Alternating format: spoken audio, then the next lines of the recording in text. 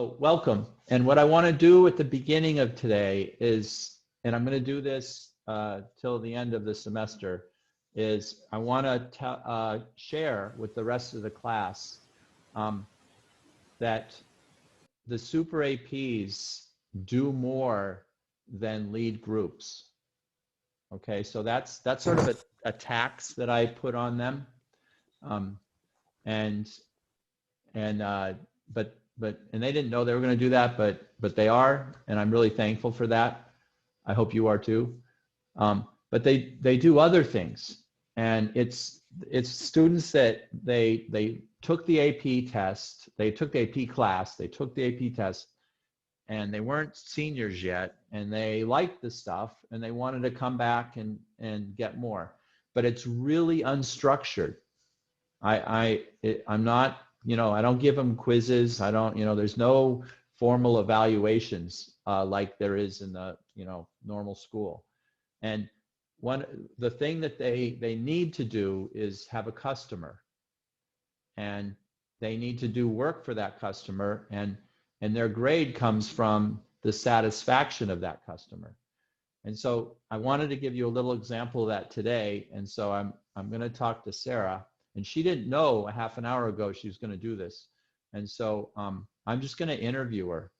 Okay. And then hopefully that inspires, or maybe it tells you, oh my God, I don't want to do that. And that's just as valuable. That might even be more valuable, but it's sort of an example. Like in this class, you actually learn something that people will pay you to do. You don't, in fact, there's a lot of no, I shouldn't brag, but, and I'm not, but there's a number of students who didn't go to college after taking this class, and they make way more money than I do. Okay, so this skill is useful. So anyway, we're gonna talk to Sarah for a little bit. Hi, Sarah. Hi. Thanks for volunteering. You didn't volunteer. Thanks for saying yes. Okay, so you were in AP class. It was second semester. You sat in the front row, second row.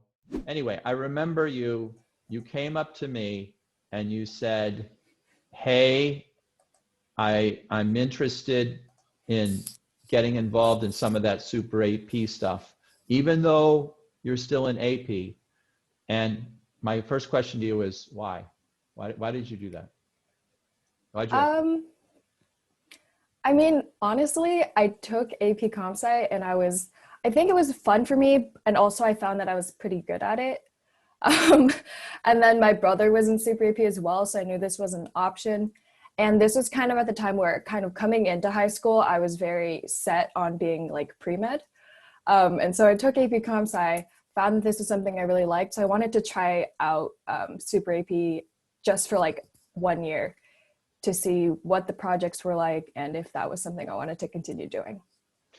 But the thing that really struck me was you asked me, like, I think it was before spring break. So yeah. So you were still in AP, and most people that are in AP are worried about the AP test and what the next quiz is on, and what's an array list. And you asked me, hey, I want to get involved in Super AP now. I felt like, I mean, it seemed fun to me. I was just having a really good time in Comp Sci. So if I could have like taken AP Comp Sci twice, I would have, so I was just really enjoying Comp Sci, and I figured, cool, why not try it? Good. All right. So the answer was yes. And you went to a meeting with, and I partnered you with Dylan Wilbur, who was a Super AP at that time. And you went to a meeting with Mrs. Evans, and I was there. And can you tell us a little bit about that meeting and how you felt?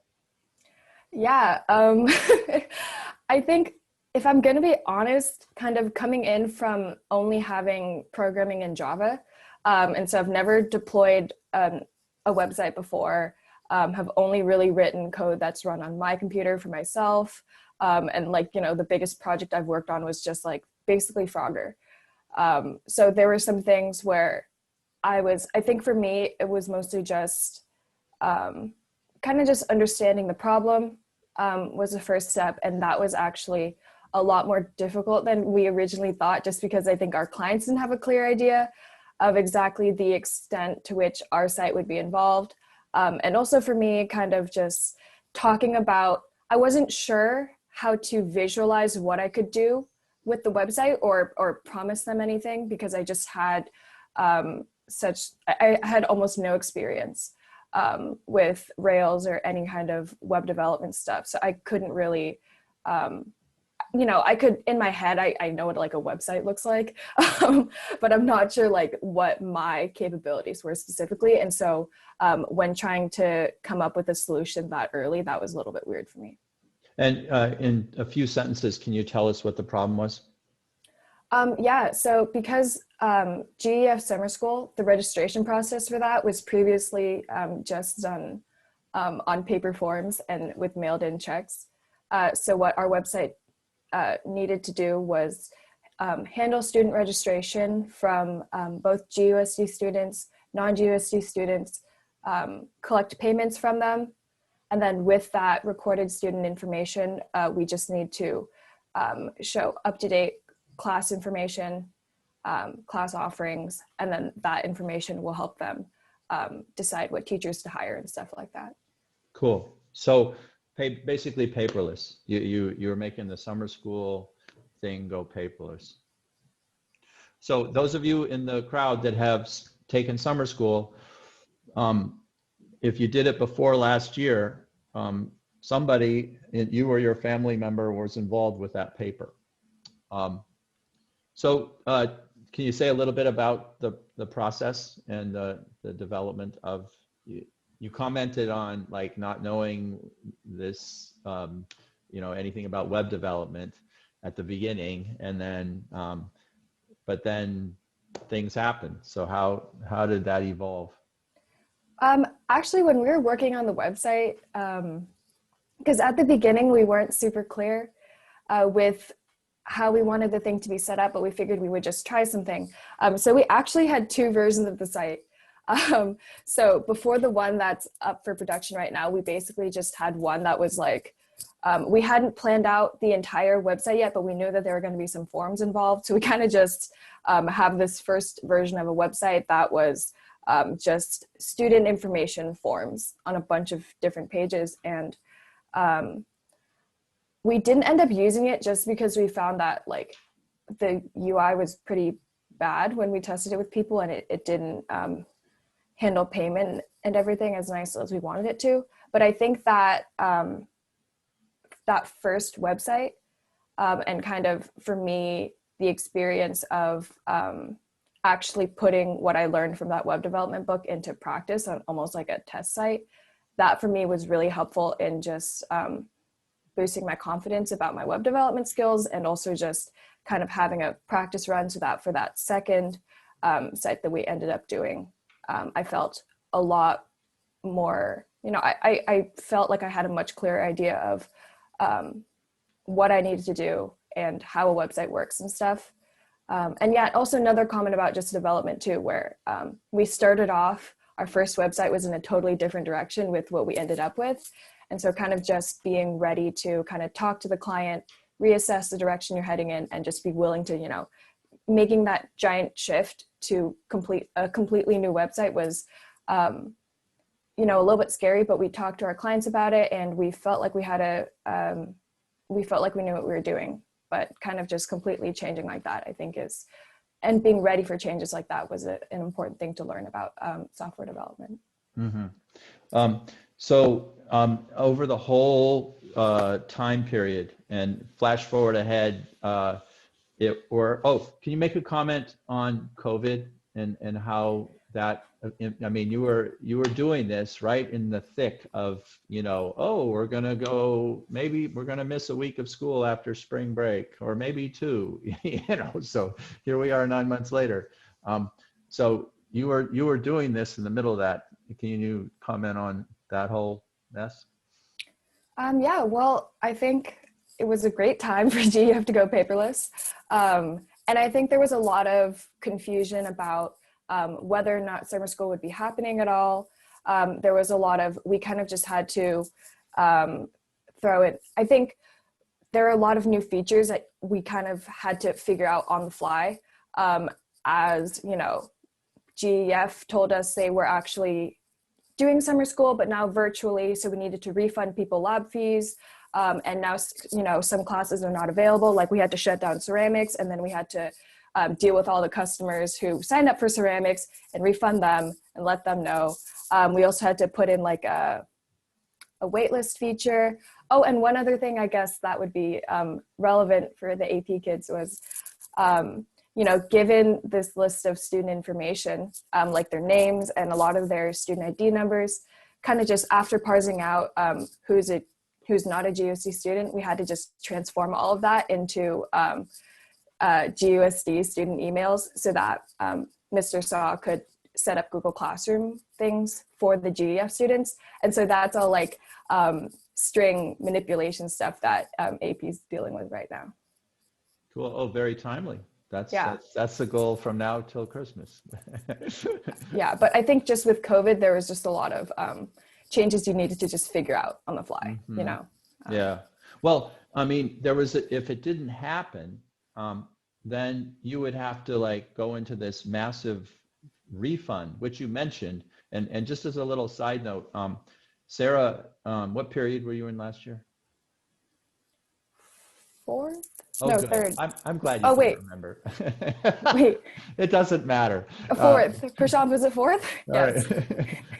Oh yeah, it was fourth. Okay. Good. But anyway, so she used the classroom to test this, and I remember we were all sitting there, and I was a student too, and I was thinking, you know, I'm going to throw a curveball, and I'll put my money where my mouth is. So I pulled my credit card out, and I paid $600 so I could take, you know, art or something, and what I was doing was testing to see whether I could get refunded, you know. And I could have put like a penny on it or a buck or whatever. And I was like, no, I'm gonna go the whole way. And sure enough, you know, it was like they didn't have to add anything. All of a sudden, you know, on my credit card bill it says, you know, 600 plus, 600 minus, and that was a happy moment for me. I was impressed. Speaking of happy moments, what was the best? When you think over the whole thing, was there a time where you were just like, oh my God, this is the greatest thing, or what event or something? Well, I think definitely after you ship it out for production and kind of just seeing it online for the first time, you know, and accessible to like other people. Like as soon as we deployed it, I texted it out to my family to go like, look at it. And kind of just seeing it on other people's computers and seeing other people use it, especially because like I've got all kinds of metrics tracking, you know, the number of enrollments, how much, you know, who's doing what, and like kind of just seeing that number slowly growing was pretty crazy. And yeah, I think definitely the night after we first deployed, I was up pretty late, kind of just like testing some things and debugging. And at like 1 a.m, somebody signed up for ceramics. I was like, what? I was like, what's wrong with you? First of all, you're not supposed to be here. But also it was cool because like, hey, somebody is using our site, and I guess it didn't break for them. So that's really nice to see. Good. And then I have to ask, what was the lowest moment? I think right before production, when PayPal wasn't working as nicely as we wanted it to. And so that weekend was super stressful just because payment, like this site is, you know, getting payment to work was one of the key features that we told our clients we'd have figured out, and we didn't have it figured out. So that was pretty stressful. And then as well as, you know, having to come up with feature changes when you already have a whole bunch of customer information in the database, and you already have like a lot of stuff set up in production, and you need to, you basically have like you have a pretty short window from when the customer tells you they need a new feature and when this thing needs to be in action. So that kind of development period in between, where a lot of the times I'm like not totally confident on how to do it. Sometimes that can be stressful, but I think learning to deal with that was pretty good. Cool. All right. Great. thank you for doing this. And if you were in our class right now, we would, wait, I want to get my picture, boom. We would give you a thunderous round of applause. So thank you. And just a comment, and I'm going to embarrass Sarah, but I think it's important, okay? Otherwise I wouldn't do it. But I worked at JPL for 15 years, and I led a test bed that, you know, had an annual budget that was over $1 million, and I hired a lot of people. And when you're in that position, it really is important. You know, you got to hire good people. And I'm going to brag for a second, but everybody I hired when I worked there, they're stars right now. So I spent a lot of time thinking about interviewing, you know, trying to get inside the head of the person that I was hiring, and I would hire her in a second. So this is what she did, you know, the initiative. Hey, I want to be a super AP when I grow up. When she's in the middle of, you know, the AP class, being able to go through that process of not having a crisp problem. Problem definition is something we don't teach you. You know, you go into any class and including mine, and it's like, you know, write a game Frogger. Like I tell you what to do. I tell you all this, you know, the basic steps. Now you solve it, but every folder inside of T21, I tell you the problems. And what Sarah did is she sat down at a table with somebody who wanted something, and they didn't know exactly what they wanted themselves. And the first part of that, when you try to figure out, get in their head and figure out what they're trying to do, and you try to write it down so you can feed it back to them. And that process, we don't teach you that. And she did that. She and Dylan did that, and they did it masterfully. I mean, they got inside the head of the customer, and the problem changed. Because of this, the problem that was solved was different than the customer asked at the beginning. And it was because they did such a good job at that. And then the execution. I mean, that whole thing of launching, and those, she listed us for us, but all that stuff about, oh, what if ceramics does this or that? It's like, you know, she's at the level of, you know, if she were in the real world doing this job, she'd easily make over 6 figures, easily, no question. And she hasn't, you know, she's still in high school.